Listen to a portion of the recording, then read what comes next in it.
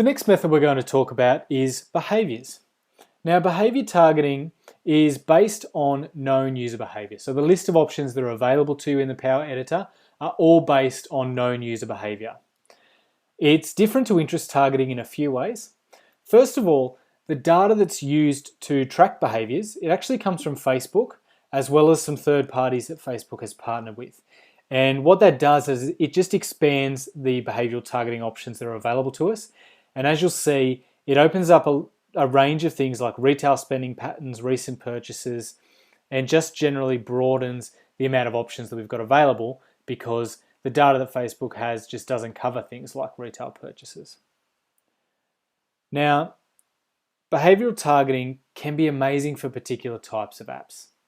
One example that comes to mind is travel apps. If you do have a travel app, rather than just targeting people who've indicated an interest in travel, you can target people who are intending to travel to a specific country. So let's think about how that might be really useful. If you had a travel app that was all about traveling around the United States, what you could do is set up a Facebook ad campaign and target people who intend to travel to the United States.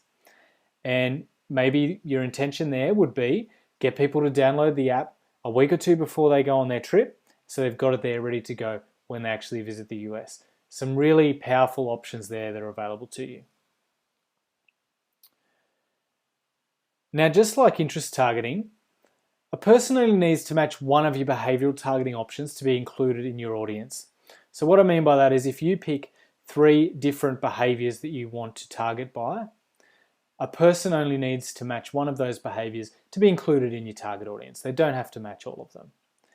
Now, something that's important to note is if you nominate some interests in your targeting options and you also nominate some behaviors, a user must have at least one of the interests that you've nominated and at least one behavior that you've nominated to be included in your target audience. We'll look at that a bit more in detail when we go into the Power Editor, but yeah, it's just important to note that if a user matches just say one of the interests that you've nominated, but none of the behaviors that you've nominated, they won't be included in your target audience. And it's the same the other way around. If you nominate a behavior and somebody matches that behavior, but they don't match any of the interests that you've nominated in your targeting options, then that person will not be included in your target audience. So now let's head over to the Power Editor and have a look at all the behavior targeting options available to us. Okay, here we are over in the Power Editor again, and we're just going to talk about our behavior targeting options.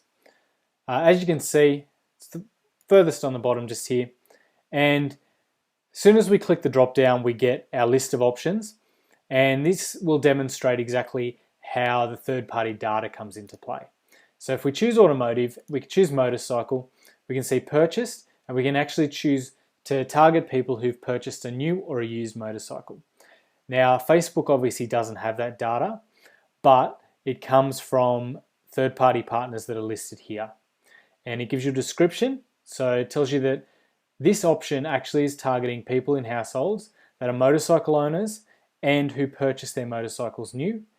The source is multi-sourced. It's from US consumer household information that draws from geographic, demographic, and area level vehicle characteristics, validated using actual vehicle registration data. So as you can see, although the data doesn't come directly from Facebook, it's quite well supported by a bunch of different sources. So it's actually quite reliable information that we're getting here. Now, what else can we target by? I did mention the travel example.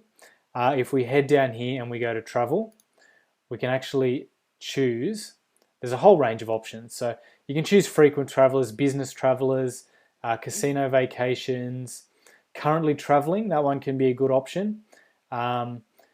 Particularly if you do have a travel app that's something that, where people want data instantly, like find me an entertainment option right now. If you've got an app that, uses geographical information to find where a user is and then gives them information on entertainment options, a great way to advertise that app would be to find people who are currently traveling.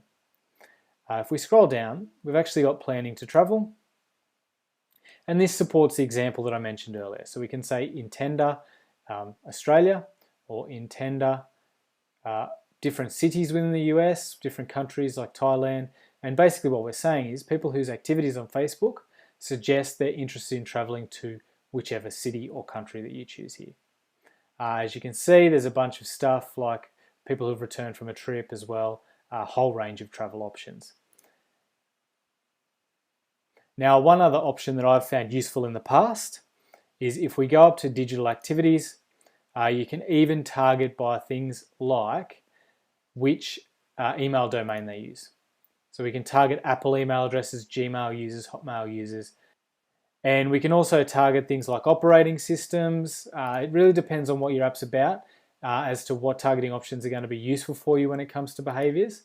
But as you can see, there's a whole range of options here. I won't bore you by going through all of them. I'll leave it to you to have a search. Again, the easiest way to do it is either to browse like this, or if you've got something really particular in mind, start typing and see what happens. And just one more example to show you how many options there are available to us in this behavioral targeting section. If we type in beer, we can actually target people who are heavy buyers of beer, or people who are likely to buy craft beer, domestic beer. So that just gives you an idea of how many options there are. So if there are particular behaviors that you think that your app users would demonstrate, definitely type them in here and see if they come up. You will be surprised at how many options are available.